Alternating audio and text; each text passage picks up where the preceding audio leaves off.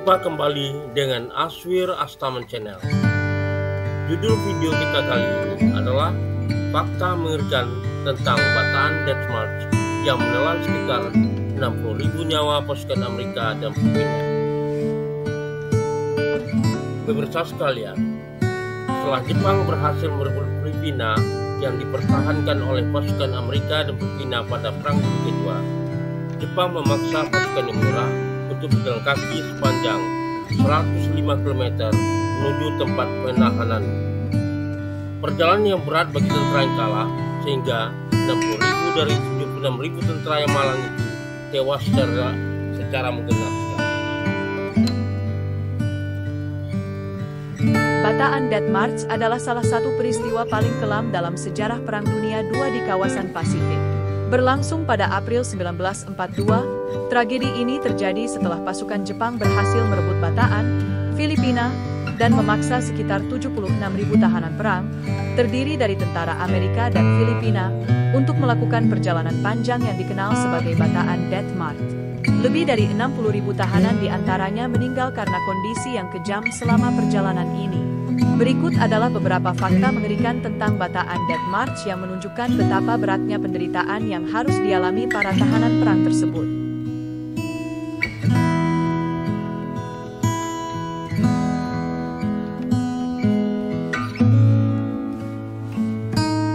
Bataan Death March dimulai dari Mariveles, yang terletak di ujung selatan semenanjung Bataan, hingga mencapai kamp tahanan O'Donnell di Capas, Tarlac.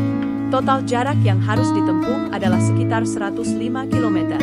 Tahanan yang sudah kelelahan akibat pertempuran selama beberapa bulan sebelumnya diharuskan berjalan kaki tanpa henti dalam cuaca panas yang ekstrim. Banyak dari mereka yang berakhir meninggal di sepanjang jalan karena tidak mampu melanjutkan perjalanan.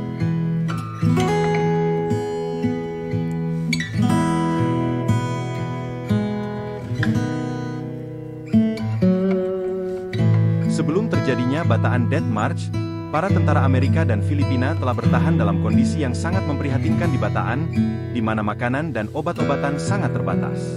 Mereka mengalami malnutrisi dan menderita berbagai penyakit, seperti malaria dan disentri. Ketika mereka dipaksa untuk berjalan, tubuh mereka sudah dalam kondisi sangat lemah. Rasa lapar dan haus yang melanda mereka sepanjang perjalanan semakin memperburuk situasi. Para penjaga Jepang tidak memberikan akses terhadap makanan atau air bersih dalam jumlah yang cukup untuk tahanan, sehingga banyak dari mereka yang akhirnya mati karena dehidrasi dan kelaparan.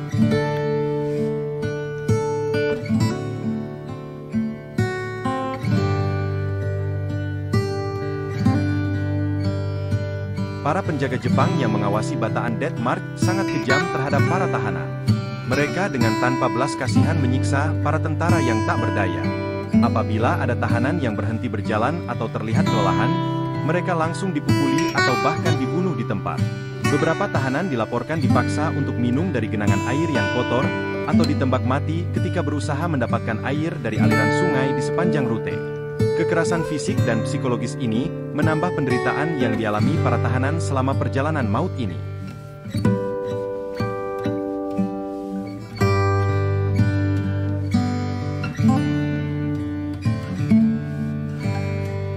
Karena banyaknya korban jiwa, mayat para tahanan tidak selalu dikuburkan dengan layak. Mereka yang meninggal di sepanjang perjalanan seringkali hanya dikubur secara massal atau bahkan dibiarkan begitu saja di jalan. Setelah perang berakhir, mayat-mayat yang tidak terkubur ini ditemukan dan diidentifikasi jika memungkinkan. Para korban dari Bataan Death March dikenang sebagai pahlawan perang yang berkorban demi negara dan bangsa mereka. Meskipun kondisi mereka pada waktu itu tidak manusiawi.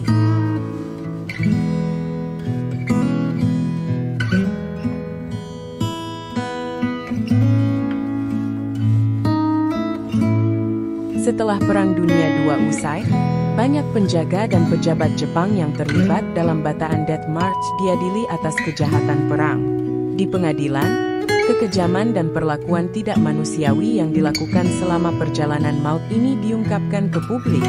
Beberapa pejabat militer Jepang, termasuk Jenderal Masaharu Homma, komandan yang bertanggung jawab atas Filipina, dihukum mati karena peran mereka dalam peristiwa ini.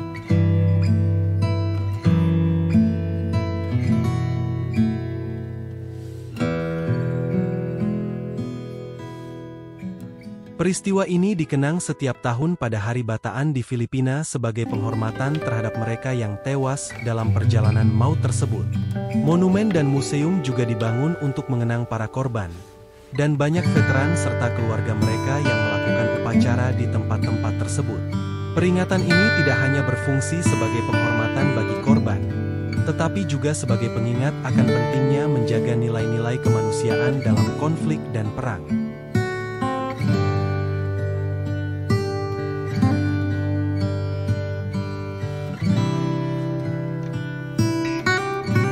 Bataan Death March adalah salah satu kisah yang mengingatkan kita pada kebrutalan perang dan penderitaan yang tak terbayangkan. Fakta-fakta tentang peristiwa ini menggambarkan bagaimana kekejaman yang dilakukan manusia terhadap sesama dalam kondisi perang. Mereka yang mengalami perjalanan maut ini menunjukkan ketangguhan dan keberanian luar biasa dalam menghadapi kekejaman dan layak dikenang sebagai pahlawan. Aswir Astaman Channel, terima kasih telah berkunjung.